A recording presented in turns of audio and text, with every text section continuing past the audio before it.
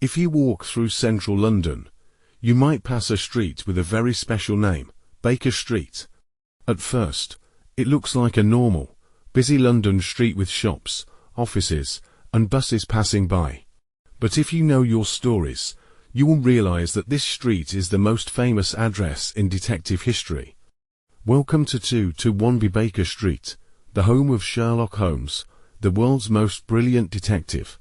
Of course, Sherlock Holmes was not a real man. He was a fictional character created by Sir Arthur Conan Doyle in the late 1800s. But for millions of people, he feels real. Holmes and his loyal friend Dr. Watson have solved hundreds of mysteries on these pages, and their adventures still attract readers more than a century later. In the stories, Baker Street is described as a quiet, respectable area in Victorian London. It was the perfect place for a detective to live, central, but private. In those times, the street looked very different from today. No cars, only horse-drawn carriages and gas lamps glowing through the fog. You can almost imagine Holmes standing by the window, smoking his pipe, thinking deeply about his next case. Today, Baker Street has changed a lot.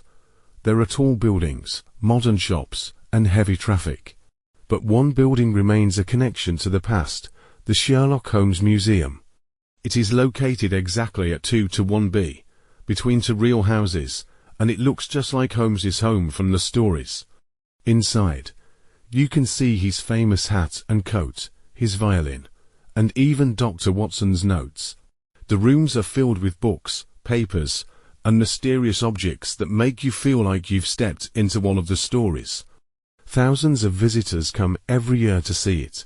Some even dress up as detectives and take pictures by the door with the shiny brass number 221B just outside.